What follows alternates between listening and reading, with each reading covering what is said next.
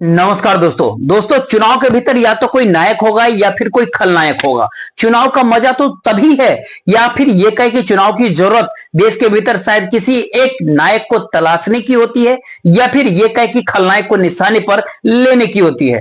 और ध्यान दीजिएगा तो भारतीय जनता पार्टी की पूरी रणनीति बीते 10 सालों के भीतर एक नायक के आसरे आसपास घुमरती चली गई, जिसके केंद्र में कोई एक चेहरा, एक व्यक्ति अगर कोई था तो वो देश के प्रधानमंत्री नरेंद्र मोदी का था।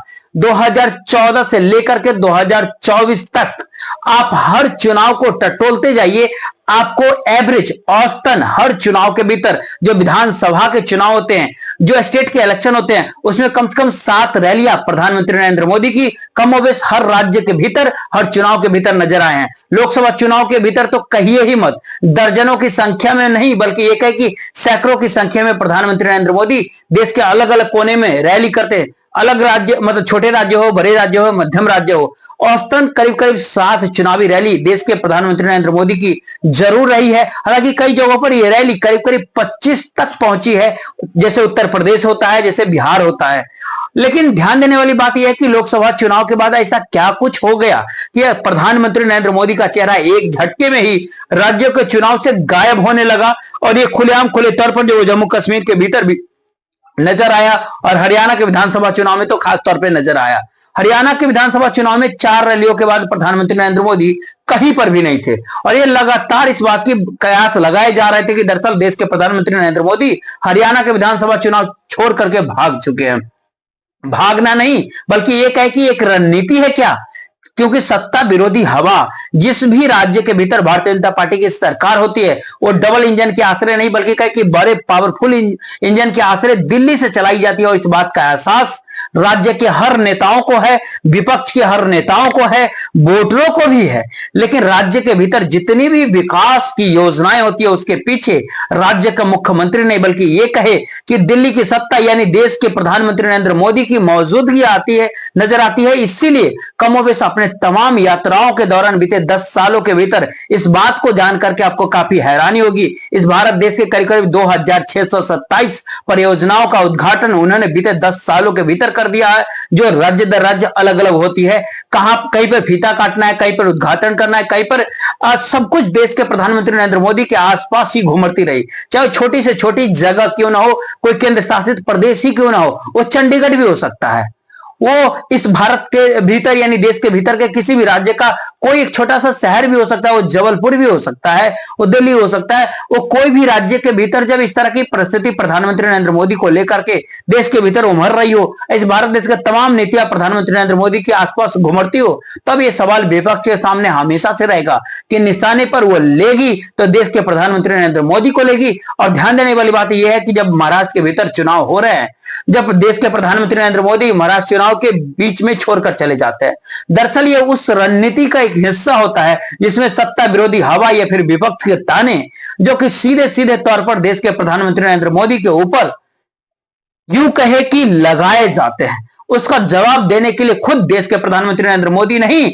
बल्कि एक है कि विपक्ष लगातार सवाल उठा रहा है। वो आरक्षण का सवाल उठाएगा, संविधान का सवाल उठाएगा, जाति जनगणना का सवाल उठाएगा, गरीबी मुफलिसी का सवाल उठाएगा, महंगाई का सवाल उठाएगा। लेकिन तमाम सवालों के आसपास राज्यों के जो छत्र जो भारतीय जनता पार्टी के या राज्य के मुखिया जो सत्ता संभालते रहे उनकी नीति सामने आएगी नहीं। महाराष्ट्र चुनाव के भीतर भारतीय जनता पार्टी किस रूप में खड़ी है, सत्ता के भीतर कैसे दोबारा आएगी, शिवसेना को किसने तोड़ दिया, एनसीपी कैसे महाराष्ट्र के भीतर टूट गई, कल तक जिसे आप सबसे ज्यादा भ्रष्टाचारी, सबसे बड़ा भ्रष्टाचारी कह रहे थे, 24 घंटे के अंदर राज्य के डिप्टी सीएम महाराष्ट्र के भीतर कैसे बन गया। इस सब के बीच महाराष्ट्र में शिवसेना को लेकर के जो बड़े निर्णय लिए गए, उसमें सुप्रीम कोर्ट का निर्णय हो, इलेक्शन कमीशन का निर्णय हो, सब कुछ तो दिल्ली से ही चलाया जा रहा था। तो ऐसे में सियासी तौर पर निशाने पर महाराष्ट्र के चुनाव के भीतर एकनाथ शिंदे होंगे, देवेंद्र फडणवीस साहब होंगे, अजित पवार साहब होंगे या फिर देश के प्रधानमंत्री नरेंद्र मोदी होंगे। जाहिर बात है प्रधानमंत्री नरेंद्र मोदी ही होंगे, क्योंकि इसीलिए तो प्रियंका गांधी ने जब आज चुनाव प्रचार अपनी शुरुआत की तो उन्होंने शुरुआत में ही क्या कहा, उन्होंने सीधे तौर पे कहा कि देखिए राज्य के भीतर जनता जिसको चुनती है उसको संविधान मानने वाले प्रधानमंत्री नरेंद्र मोदी उसको ही नहीं मानते और फिर जो परिस्थितियां बनती है वो पूरे देश के आंखों के सामने होती है। प्रियंका गांधी ने आज से ही चुनाव प्रचार अपनी शुरुआत की है और ये यात्रा ये फिर चुनाव प्रचार के दौरान ही, इससे पहले राहुल गांधी कांग्रेस के नेता मल्लिकार्जुन खड़गे या कांग्रेस के किसी भी बड़े नेता को देख लीजिए, और तमाम कांग्रेस के नेता दिल्ली से गए हुए हैं, और कांग्रेस की परिस्थिति महाराष्ट्र चुनाव के भीतर क्या रही है। नाना पटोले एक समय खुद भारतीय जनता पार्टी के भीतर शामिल थे, वो वहां से निकलते हैं प्रतिपक्ष के नेता के तौर पर विधानसभा के भीतर। वह भी तो उस समय नारायण राणे के साथ शिवसेना छोड़ करके कांग्रेस पार्टी के भीतर शामिल हो गए थे। नारायण राणे कांग्रेस छोड़ करके चले गए भारतीय जनता पार्टी में, और बटिवार वो वहीं रह गए। उनकी अपनी उपज, वो नाना पटोले हो या बटिवार हो, या कांग्रेस से उनकी उपज नहीं होती है। लेकिन तमाम बातों के बीच दो तीन बातें साफ होती है, कांग्रेस का कोई मौजूदा वक्त में चेहरा नहीं होता, लेकिन दूसरी तरफ एक ही चेहरा भारतीय जनता पार्टी का है, प्रधानमंत्री नरेंद्र मोदी का। और ऐसे में एंटी इनकम्बेंसी या फिर सत्ता विरोधी जो रुख होती है चुनाव के भीतर, उसके निशाने पर देश के प्रधानमंत्री नरेंद्र मोदी होते हैं, जो आज भी हैं। प्रियंका गांधी ने अपने भाषण के शुरुआत में इस बात को लेकर के शुरुआत की, सुनी क्या कहते हैं कि संविधान की धज्जियां को सुनिए।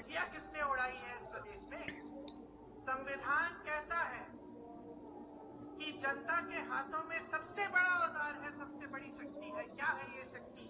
ये शक्ति आपका वोट है। संविधान कहता है कि अपने वोट के द्वारा आप अपनी सरकार चुनेंगे। यहाँ क्या हुआ? आपने सरकार चुनी ना पिछले चुनाव में। फिर क्या हुआ? पैसों के बल पर, घूस देकर, डराकर, धमकाकर, एजेंसियां लगवाकर ये सरकार चोरी हुई। किसने की ये चोरी? किसने किया ये विश्वासघात? किसके साथ? महाराष्ट्र की जनता के साथ। ये मोदी जी ने किया, ये मोदी जी के नेताओं ने किया, ये भाजपा ने किया। ये आपकी बनी बनाई सरकार इन्होंने तोड़ी, और किस तरह से भ्रष्ट तरह से तोड़ी। तो ऐसे में कांग्रेस के नेता प्रियंका के निशाने पर देश के प्रधानमंत्री नरेंद्र मोदी और देश के गृह मंत्री अमित शाह हैं, और सियासी तौर पर हर कोई को पता है कि प्रधानमंत्री नरेंद्र मोदी की छवि के तौर पर अमित शाह की मौजूदगी है। लेकिन निशाने पर तो देश के प्रधानमंत्री नरेंद्र मोदी की नीतियां होती है, उनका ऑपरेशन लोटस होता है, उनकी कॉर्पोरेट फंडिंग होती है। यानी ये कहे कि अडानी का मुद्दा भी तो तभी होती है ना जब देश के प्रधानमंत्री नरेंद्र मोदी की मौजूदगी चुनाव प्रचार के दौरान रहेगी। या फिर ये कहे आपकी दरअसल यह एक बहुत बड़ी रणनीति के तहत भारतीय जनता पार्टी ने ऐसा मान लिया कि अब राज्यों की राजनीति खास तौर पर यह कहे कि देश के प्रधानमंत्री नरेंद्र मोदी के आसपास होनी ही नहीं चाहिए, या फिर यह कहे कि वह उस चुनाव प्रचार से आखिरी दौर में गायब हो जाए, जैसे हरियाणा के विधानसभा चुनाव के दौरान हुए थे, वैसा ही महाराष्ट्र के विधानसभा चुनाव में वो विदेश यात्रा पर निकल जाते। विदेश यात्रा कोई भी कह सकता है कि बड़ी जरूरत होती है, ऐसे में प्रधानमंत्री चुनाव कैसे क्यों देख रहे होते हैं। लेकिन प्रधानमंत्री नरेंद्र मोदी G20 की बैठक में शामिल होना उनका जरूरी है, तो जाहिर तौर पर उनको जाना चाहिए। लेकिन सवाल उठता है कि लेकिन G20 की बैठक आज और कल नहीं है, वो तो 18 नवंबर को है, और 18 नवंबर तक ही चुनाव प्रचार का आखिरी दिन होता है महाराष्ट्र के भीतर। तो ऐसे में आज 16, कल 17, परसों 18 तारीख होगा, तो देश के प्रधानमंत्री नरेंद्र मोदी ने नाइजीरिया पहुंचा, उन सब के बीच यात्रा पे निकल पड़े। वो तीसरे देश भी पहुंचेंगे। प्रधानमंत्री नाइजीरिया जाते हैं, वहां से वो सीधे तौर पर पहुंचेंगे ब्राजील, और जहां पर G20 की बैठक हो रही है, उसके बाद वो युआन जाएंगे, क्वान में भी वो मुलाकात करेंगे, वहां पर भी एक दिन रहेंगे। यानी ये कहे कि एक संदेश इस देश के भीतर बहुत साफ तौर पर सत्ता विरोधी हवा की जो बात होती है, जो तमाम राज्यों के भीतर जो लोगों के जहन में रहेगी, वह केंद्र को ध्यान में रख करके रहेगी। तो ऐसे में केंद्र के नेता को आप यूं कहे कि दूर कर दीजिए उस चुनाव प्रचार से, तो फिर ऐसे में निशाने के ऊपर किसको लिया जाएगा? महाराष्ट्र के भीतर एकनाथ शिंदे को निशाने पे अगर लेंगे, तो एकनाथ शिंदे की शासन व्यवस्था की तुलना जाहिर तौर पे उद्धव ठाकरे की व्यवस्था से होगी। यह मुद्दा तो वहां से गायब हो जाएगा कि शिवसेना तोड़ी किसने, शिवसेना तोड़ने के पीछे पैसा किसका लगा हुआ था, शिवसेना को कैसे तोड़ी गई, उस समय में अडानी की मौजूदगी क्यों थी, जो अमित शाह की रणनीति वहां पर क्या कह रही थी। ये तमाम सारी बातें महाराष्ट्र के चुनाव से एक झटके में बाहर हो जाएगी। और उसके बाद जब शरद पवार का जिक्र होगा तो अजित पवार का जिक्र होगा महाराष्ट्र में। लेकिन सवाल फिर यही उठेगा, एनसीपी को तोड़ा किसने महाराष्ट्र के भीतर। ये तमाम सारी बातें इस रूप में लगातार महाराष्ट्र के चुनाव में चल रही है कि सच में महाराष्ट्र की राजनीति साधने के लिए अगर आप लोकल स्तर पर निचले स्तर पर चले जाते हैं तो इसका फिर दूसरा हिस्सा कोई बचता नहीं है। क्योंकि इस बात को ध्यान से समझिए, अगर झारखंड के विधानसभा चुनाव के भीतर झारखंड के अंदर भारतीय जनता पार्टी का कोई चेहरा नहीं होता है। भारतीय जनता पार्टी के पहले रहे मुख्यमंत्री इस दौर में सियासी तौर पर हाशिए पर है। स्थिति कितनी नाजुक है महाराष्ट्र के भीतर भारतीय जनता पार्टी की, झारखंड के भीतर उनके अपने स्थानीय नेताओं को लेकर के, अगर इस बात से आप समझना चाहते हैं तो आप अर्जुन मुंडा सिवाय अपनी पत्नी के चुनाव प्रचार के अलावे आपको कहीं पर नजर आएंगे ही।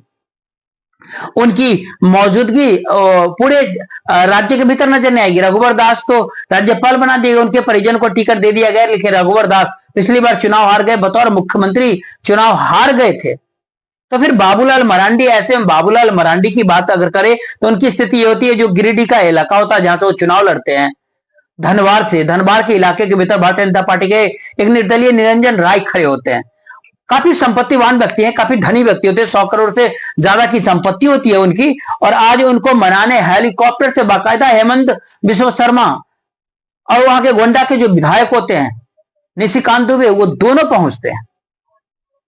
आप माने या ना माने, लेकिन उसके बाद आप हेलीकॉप्टर के ऊपर लेकर के वो चल पड़ते हैं। उनसे मुलाकात कराएंगे, क्या कराएंगे, कैसे बातचीत होगी, क्योंकि बाबूलाल मरांडी का चुनाव जीतना तो जरूरी है और ये संदेश तो फैलना चाहिए झारखंड के भीतर, क्योंकि इससे पहले जिस राजनीतिक पार्टी को बनाया वो करीब करीब 8-6% वोट ले ही चुकी है। तो ऐसे में वोट और ट्रांसफर तो होना ही चाहिए।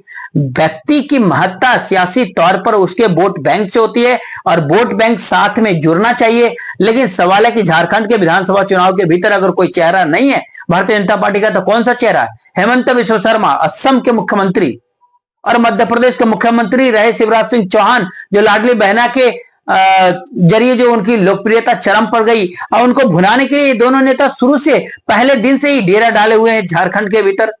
और झारखंड के अंदर कहीं ना कहीं आप ये कह सकते हैं झारखंड के लोगों के बीच, गलियों के भीतर शिवराज सिंह चौहान ऐसे घुमरते हैं जैसे वो मध्य प्रदेश के भीतर हो।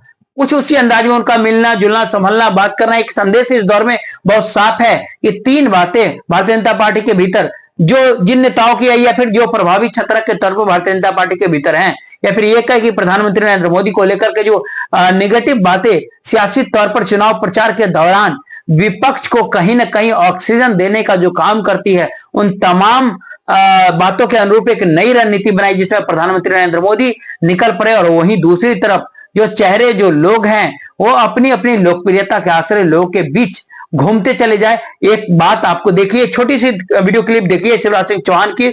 शिवराज सिंह चौहान झारखंड के लोगों के बीच होते हैं और आपको समझ ही नहीं आता कि सच में क्या वो वहां से चुनाव लड़ रहे हैं, वो वहां के मुख्यमंत्री पद के उम्मीदवार हैं, या फिर ये कहे कि वो बाहर से आए हैं, देश के कृषि मंत्री हैं, वर्तमान में मध्य प्रदेश के भीतर सालों साल तक लगातार मुख्यमंत्री रहे। लेकिन देखिए आज क्या है।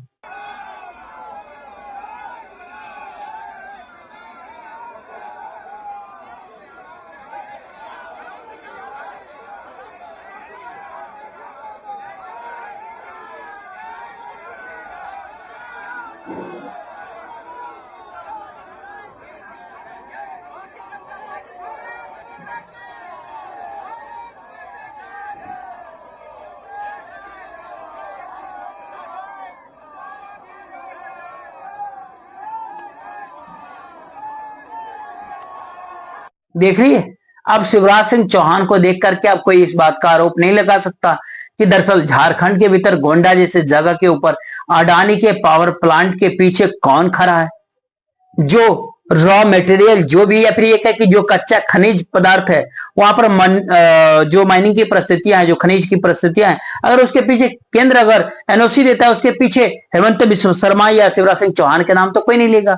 और इन तमाम बातों के बीच हेमंत सोरेन लगातार केंद्र को घेर जरूर रहे कि किस तरीके से माइनिंग के लोग आदिवासी इलाकों के भीतर कैसे क्या कर रहा है। लेकिन सवाल उठता है कि केंद्र ही पूरे परिप्रेक्ष्य से अगर गायब होता है, आंखें मूंद लेती है, तो क्या सच में देश के गृह मंत्री अमित शाह, जो राजनीतिक तौर पर अपने अनुकूल रणनीति बनाने में काफी माहिर भारतीय जनता पार्टी के भीतर माने जाते रहे, उनका ये पूरा का पूरा बात रखी कि अगर दरअसल देश के प्रधानमंत्री नरेंद्र मोदी का चेहरा अगर इस चुनाव प्रचार के दौरान नजर ना आए, खासतौर पर महाराष्ट्र के विधानसभा चुनाव के आखिरी समय में जब वो उफान पे होगा, जब चुनाव और प्रचार इन दोनों बातों के बीच आप कौन सा आरोप लगाएंगे। और आरोप और दूसरी तरफ स्टार प्रचारक तो इस दौर में अगर ये कहे कि कांग्रेस के नेता राहुल गांधी है, ये विपक्षी नेता राहुल गांधी, उसके बाद तो विपक्षी नेता में क्या कहते हैं मल्लिकार्जुन खड़गे के अलावे, प्रियंका गांधी के अलावे और कोई नाम आपके सामने नजर तो आएगा नहीं। छिटपुट मोहल्ले के रैलियों के भीतर वो तमाम सारी बातें नजर जरूर आएंगी, लेकिन सवाल ऐसे में उठता है, कोई भी ये सवाल कर सकता है कि आखिरकार देश के प्रधानमंत्री नरेंद्र मोदी को लेकर के पहली बार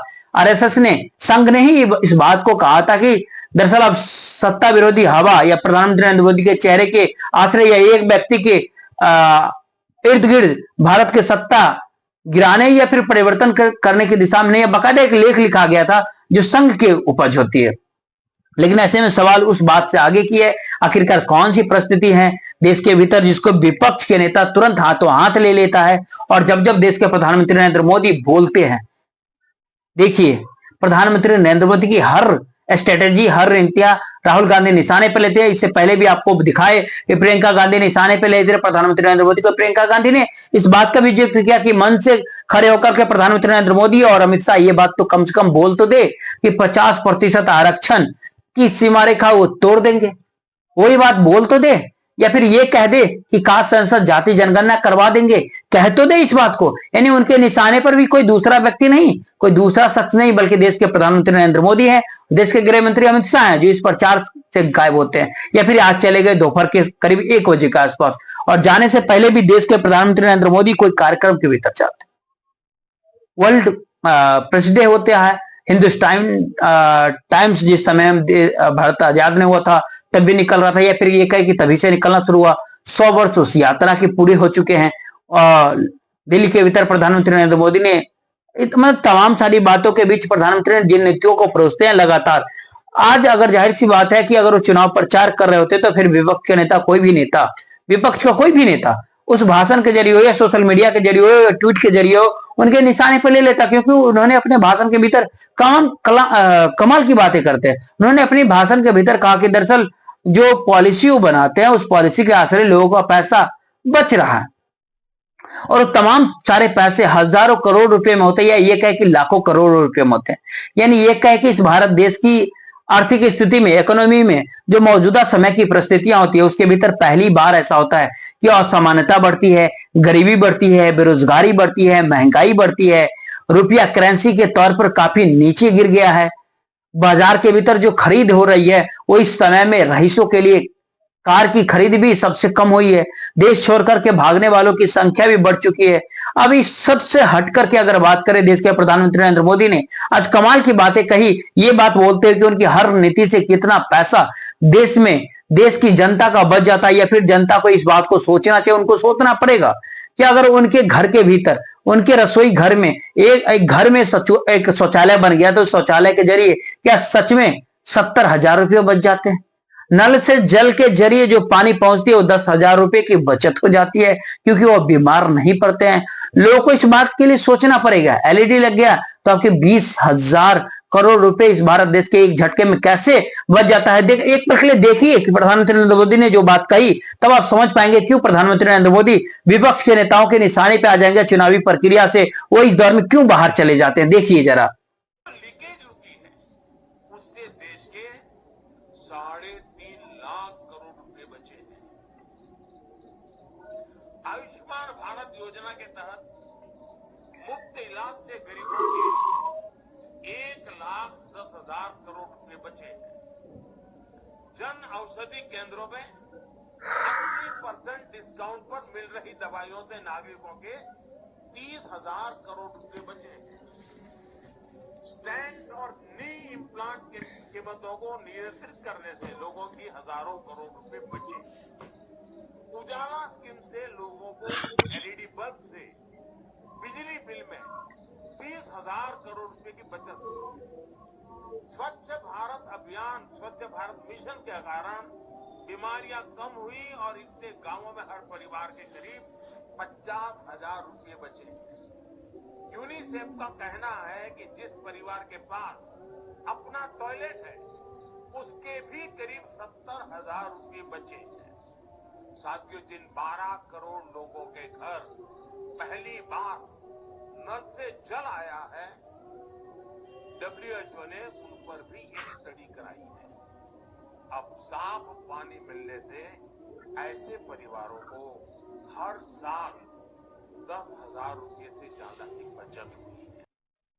ऐसे में देश के प्रधानमंत्री नरेंद्र मोदी वो जो कुछ भी चाहे वो कह सकते हैं, लेकिन इस भारत देश की सच्चाई तो उनकी कही गई बातों से थोड़ा हट के होता है। शायद यही कारण है कि जहां जहां पर डबल इंजन का जिक्र होता है वहां वहां पर एंटी इनकम्बेंसी रेंगने लगती है, या फिर ये कह कि विपक्ष के नेताओं को ऐसा लग जाता है कि अब यहां पर चुनाव हम जीत सकते हैं। यही स्थिति हरियाणा के विधानसभा चुनाव के भीतर भी होती है, लेकिन प्रधानमंत्री नरेंद्र मोदी की मौजूदगी न रहे, जो अब महाराष्ट्र के भीतर न रहे, आप देखे होंगे कि दरअसल प्रधानमंत्री जो बातें कह उसमें वो आयुष्मान भारत का जिक्र करते हैं, जन औषधि का जिक्र करते हैं जो 80% कम रेट पर मिलती है उस बात का जिक्र करते हैं, उज्ज्वला योजना जो एलईडी के जरिए उस बात का भी जिक्र किया, उसके जरिए स्वच्छ भारत उसका भी जिक्र किया, शौचालयों का जिक्र किया, नल से जल का जिक्र किया। इन तमाम बातों को अगर फिक्र करते हुए आज आप इस बात को अगर समझेंगे कि खुद इस बात से अगर प्रधानमंत्री नरेंद्र मोदी ने जो आंकड़े बताए और सबको एक परिवार के साथ जोड़ते जोड़ते देश की स्थिति में ला करके जो खड़ा कर दीजिएगा,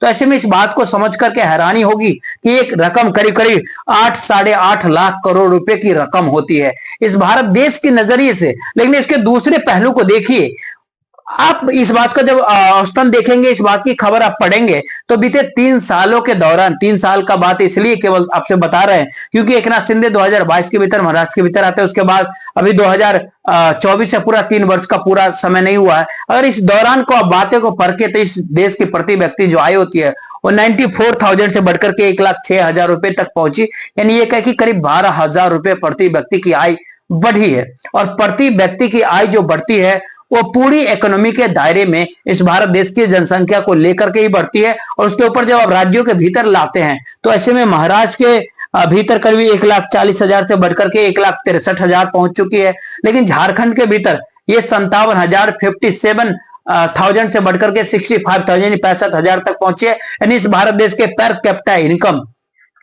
इस समय भी झारखंड के भीतर करीब करीब 35-37 हजार करोड़ रुपए पीछे होती।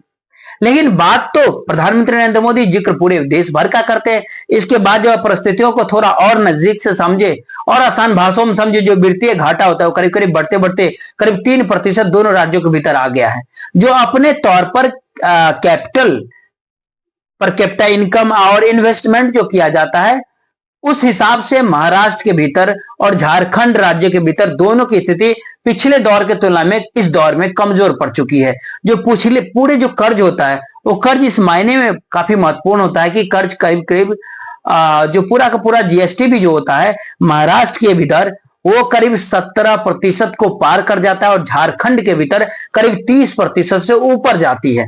यानी ये कह कि इकोनॉमी सामाजिक आर्थिक परिस्थितियों के दायरे में जाकर अगर आप समझ रहे हैं तो देश के किसान मजदूर, देश के युवा जो बेरोजगार हैं, उनकी परिस्थितियों स्थितियों में इस समय में 10 सालों के भीतर और ज्यादा मुश्किल हालात आप देखेंगे। तब ये सवाल देश भर के भीतर उठेगा, किसी के मन में भी उठेगा कि देश के प्रधानमंत्री का इकोनॉमी का पूरा जो डाटा या आंकड़ा आखिर आता कहां से है, और जिस आंकड़े को जिस डाटा को लगातार बताते हो उस आंकड़े के पीछे क्या भारत के बड़े बड़े अर्थशास्त्रियों का योगदान होता है, या फिर देश के प्रधानमंत्री नरेंद्र मोदी ये चाहते हैं कि ये बोले तो उसी लिहाज से वो भाषण उनको लिख करके थमा दिया जाता है और ये परिस्थिति देश की आम जनता के भीतर गुस्सा पैदा करे। उससे पहले देश के प्रधानमंत्री नरेंद्र मोदी चुनाव से पहले छत्रकों को स्ट्रेटेजिकली तरीके से सामने रखते हैं कि देखिए ये बातें प्रधानमंत्री की अपनी चकाचौंध को अगर आप समझना चाहते हैं तो आज जब देश के प्रधानमंत्री नरेंद्र मोदी रवाना हो रहे थे उससे पहले क्या होता था अक्सर कि समाचार एजेंसी हो या एनआई हो या पीटीआई हो, वो दोनों तस्वीरों को जारी करती थी। सरकार के अधीन जो प्रेस इंफॉर्मेशन ब्यूरो जो होता है जो अपने तौर पर प्रधानमंत्री नरेंद्र मोदी जो सफर का शुरुआत कर रहे थे दिल्ली से नाइजीरिया के लिए रवाना हो रहे थे, उससे पहले 20-22 सेकंड का एक वीडियो जारी करते हैं। उस वीडियो के भीतर आप देखेंगे जरूर, देखिए जरूर कि इस 20-22 सेकंड के भीतर आपको दिख जाएगा कि कितने कैमरे, कितने एलईडी, कितनी परिस्थितियों के साथ प्रधानमंत्री नरेंद्र मोदी की 20 सेकंड की यात्रा की शुरुआत सामने रखी जाती है। देखिए